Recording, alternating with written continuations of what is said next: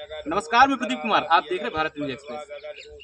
आप सामने बैठे शख्सियत को आप जानते होंगे कि सागर जिले में जो चर्चा का विषय बना रहता है प्रत्येक जनता के मामले को लेकर या बांध परियोजना को लेकर या जनता की तमाम समस्याओं को लेकर। और आपने एक घटना तो देखी होगी जो पूरे जिले में पूरे प्रदेश में चर्चा का विषय बनी है। 7 घंटा भैया ये जिला पंचायत सदस्य प्रतिनिधि है सुनील जैन साहब, जो लगातार 7 घंटे पानी में बैठे रहे। भैया क्या कारण रहा कि पानी में बैठना पड़ा? सबसे पहले मैं आपके चैनल को और आपको बहुत बहुत हृदय से धन्यवाद देना चाहता हूँ जी भाई साहब। कि आप हमेशा जनता की समस्याओं को उजागर करके अपने चैनल के माध्यम से रखते हैं। जी भाई साहब। जैसा कि विगत 2018 से कुंदन बांध परियोजना के अंतर्गत जी अन्नदाता किसानों की सर्वे हुई थी जी और उस सर्वे में 2018 में अवार्ड पारित हुआ था और उस अवार्ड में 9.25 लाख रुपये एकड़ के पैसे सरकार ने नियत रखे थे।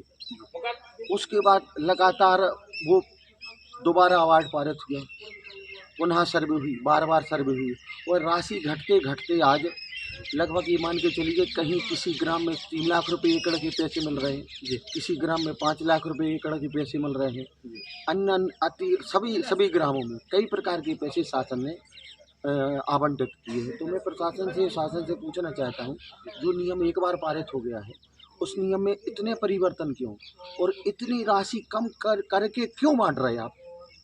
तो मैं आपके माध्यम से पूछना चाहता हूँ प्रशासन से कि इतने कम पैसे। और दूसरी बात सबसे बड़ी विडम्बना है, कुंदन बांध परियोजना में लगभग आप एक मान के चलिए कि बहरौल जो 10% प्रशासन ने छोड़ दिया, कुल 10% प्रशासन ने छोड़ दिया है, केरोला 10% प्रशासन ने छोड़ दिया है, पिपरिया 10% प्रशासन ने। तो ऐसे गांव 90% लेने के बाद सरकार ने 10% क्यों छोड़ दिए, जबकि वे पूरे गांव पूर्ण रूप से आस पास में आजू बाजू में पानी से डूब रहे हैं? वो 10% परिवार जाएंगे कहाँ? भाई साहब, क्या शासन प्रशासन पे आपको भरोसा नहीं था जो 7.5 घंटे आप पानी में बैठे थे? मैं झूठ तो नहीं बोल रहा भाई साहब? बिल्कुल आपकी बात सत्य है कि सागर प्रशासन पे मुझे भरोसा लगभग आपके माध्यम से कहना चाहता हूँ कि अगर शासन प्रशासन ईमानदारी से काम कर रहा होता कुंदन बांध के अन्नदाता किसानों के साथ, तो आज हमें धरना पे और हमारी क्षेत्र की जनता जनार्दन को अन्नदाता किसानों को अपने गर्दन तक पानी में नहीं बैठना पड़ता, जल सत्याग्रह नहीं करना पड़ता। यदि शासन प्रशासन जनता के साथ ईमानदारी से काम करता है तो इस प्रकार की आंदोलन नहीं होते हैं। पूर्व विधायक जी की भूमिका क्या रही? विधायक जी भी क्या साथ में बैठे रहे, क्या जनता के साथ खड़े रहे या बुलाया गया था विधायक जी को? देखिए, कार्य योजना बनी थी, जैसे ज्ञापन देने का विषय था उसमें या जल सत्याग्रह का विषय था। हम तो लगभग 2018 से और 2025 तक सतत जनता के साथ, जनता के अधिकारों की लड़ाई में और कुंदन बांध में जितने परिवार छोटे हैं उनके अधिकारों की लड़ाई में तब भी लड़ रहा था और आज भी लड़ रहा हूँ। यहाँ से स्थानीय प्रशासन से एसडीएम कार्यालय से लेके जिला कार्यालय तक समस्त मंत्रियों और विधायकों तक सब जगह मैं अपनी जनता जनार्दन के साथ गया हूँ और उनकी लड़ाई ईमानदारी से लड़ी है। अब जैसा कि आप पूछ रहे हैं कि पूर्व विधायक जी उस दिन भी साथ थे कार्यक्रम में, अभी कुछ दिन से वो कार्यक्रम में फिर से शामिल होने लगे हैं। अब उनका क्या उद्देश्य है, क्या विषय है उनका, मैं नहीं जानता। क्या वो भी 7.5 घंटे पानी में बैठे रहे? हाँ थे, मेरे साथ थे वो। लेकिन मैं पूर्व विधायक जी के विषय में भी आपसे कहना चाहता हूँ। पूर्व विधायक जी 2018 में चुनाव जनता के माध्यम से चुने गए थे और लगभग 16 महीने उनकी सरकार थी। तो मैं उनसे पूछना चाहता हूँ, जनता जनार्दन की तरफ से पूछना चाहता हूँ कि क्या 16 महीने में आप कोई ऐसे निर्णय नहीं ले पाए जो कुंदन बांध परियोजना की जनता के हित में थे? क्या आप वर्तमान विधायक के विषय में आप बात रख रहे हैं कि वर्तमान विधायक को विशेष पैकेज में शामिल करना था कुंदन बांध को? तो आप भी 16 महीने सदन में थे, आपने भी ये बात क्यों नहीं रखी? आप उस समय माननीय कमलनाथ जी को एक विधायक की ज़रूरत थी, तो आपने दबाव क्यों नहीं बनाया अपनी सरकार पे कि हमारी कुंदन बांध की जनता को विशेष पैकेज में शामिल किया जाए या उनको पूर्ण जो आज वर्तमान में इतनी तकलीफ में है उनको मुआवजा से वंचित किया जा रहा है, परिवार छूटे जा रहे हैं, 6,36,000 से वंचित किया जा रहा है, अस्थायी घोषित कर रहे हैं परिवारों को। तो उस समय आपने ये दबाव अपनी सरकार पे क्यों नहीं बनाया था? आज जो वर्तमान सरकार पे, वर्तमान विधायक पे आरोप लगा रहे आप, तब क्यों नहीं लगाया? और 5 साल सतत आप विधायक रहे, तो 5 साल के बीच में फिर आपने लड़ाई क्यों नहीं लड़ी? मैं आपके माध्यम से पूछना चाहता हूँ, मेरी कोई व्यक्तिगत बुराई नहीं है, मैं जनता की तरफ से पूछ रहा हूँ ये सवाल। मुआवजा भाई साहब मिला ही नहीं है या कम मिला है, लड़ाई किस चीज़ की है? देखिए, मुआवजा मिला है। जी। जैसे आपने कोई चीज़ हमसे 2018 में चाबी 2018 में 9 लाख रुपए में ले ली और पूर्णतः प्रतिबंधित कर दी। अब इस चीज़ का ना तो हम क्रय कर सकते, ना विक्रय कर सकते, ना शासकीय लाभ ले सकते हैं।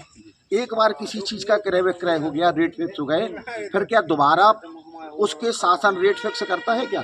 दोबारा फिर शासन ने उसके रेट फिक्स किए, फिर वो उसको 9.25 लाख रुपए से 5 लाख कर दिया, 3 लाख रुपया कर दिया। तो ये शासन के नियम विरुद्ध काम है। शासन और प्रशासन दोनों इस षड्यंत्र में शामिल है। उल्दन बांध के अन्नदाता किसानों को आज जिस प्रकार से पीड़ित और प्रताड़ित प्रशासन और शासन कर रहा है, आने वाले समय में इसका उत्तर मिलेगा। क्षेत्रीय प्रतिनिधि, क्षेत्रीय विधायक हैं, उनका क्या आश्वासन रहा? मेरा मानना है ऐसा आपके माध्यम से कहना चाहता कोई हूं। प्रतिनिधि आया था कि जब पानी में आप लोग बैठे रहे, तमाम जनता भी बैठी रही मगरदा की? नहीं, उल्दन बांध के लोग थे, हमारे उल्दन के थे, करोला के थे, बमूरा के थे, सलैया के थे, बहरौल के थे, कुल्ले के थे, हम सब तमाम लोग, हम मतलब सब अन्नदाता किसान बैठे थे। और मैं ये बात मानता हूँ आपके चैनल के माध्यम से, उस दिन हमारे वर्तमान माननीय विधायक जी को आना था जनता के बीच में और उनकी बात को, समस्या को, तकलीफ को सुनना था। अब वो नहीं आए, उनका क्या कारण रहा वो व्यक्तिगत विषय है उनका। लेकिन इस बात को भी मैं मानना चाहता हूँ, कहना चाहता हूँ कि जो वर्तमान में विधायक जी हैं माननीय अपने वीरेंद्र भैया जी लम्बड़दार जी, उनका चयन 2023 में हुआ है जी। और 2023 में लगभग कार्य योजनाएँ बन चुकी थी उल्दन बांध की जी। और लगभग बहुत 30% मान के चलिए, 30% मुआवजा वितरण हो भी चुका था जी। तो हम इस विषय में आज वर्तमान विधायक को पूर्ण आरोपित नहीं करेंगे। धरना किस बेस पर हटाया गया? कोई अधिकारी आया? उस दिन माननीय एसडीएम साहब गए थे, रात में 7:30 बजे लगभग पहुंचे थे और उन्होंने एक विषय रखा था, ये आप धरना प्रदर्शन समाप्त कीजिए। हमने कैसे समाप्त करें सर, कोई निर्णय निराकरण तो मिले हमें। कह लगे इसमें निर्णय निराकरण माननीय शासन देगा। तो हमने उनसे पूछा कि शासन का डेफिनेशन क्या है। उन्होंने कहा कि आप समझदार हैं जैन साहब, हम इसमें निर्णय नहीं ले सकते, माननीय एसडीएम साहब या कलेक्टर साहब इसमें निर्णय नहीं ले सकते, इसमें शासन निर्णय ले सकता है। शासन कौन हो गया? पंच से लेकर प्रधानमंत्री शासन हो गया। अब उसमें निर्णय लेने की क्षमता किनकी है? माननीय विधायक जी की, सांसद जी की, मंत्रिमंडल की।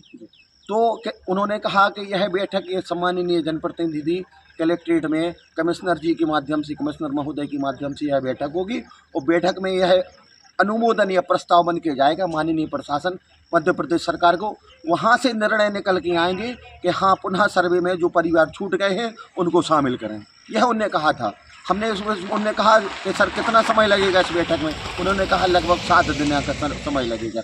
7 दिन के बाद भी शासन प्रशासन ने, माननीय वर्तमान प्रशासन ने भी और माननीय वर्तमान शासन ने कोई निर्णय नहीं लिया। वर्तमान में जनता जनार्दन का सारा ध्यान, सारा विषय भूल गए वो। ठीक है, वैसे थोड़ा सा परिचय दे दीजिए जनता के। मैं वर्तमान में सुनील जैन मगरदा जिला पंचायत सदस्य प्रतिनिधि हूँ और मैं आपके चैनल के माध्यम से कहता हूँ कि मैं अपने जनता जनार्दन की लड़ाई ईमानदारी से पूरी ताकत से लड़ूंगा, चाहे मेरा सर्वस्व समर्पित है अपनी क्षेत्र की जनता के लिए। बहुत बहुत धन्यवाद जी। नमस्कार भैया, तो जी अपने साथ सुनील जैन जी थे जिन्होंने अपनी आप बीती सुनाई। जनता को ऐसी तमाम समस्याएं बनी हुई हैं, लेकिन प्रतिनिधियों का कोई ध्यान नहीं है, शासन प्रशासन सिर्फ मौन है। नमस्कार, बने रहिए भारतीय न्यूज़ एक्सप्रेस।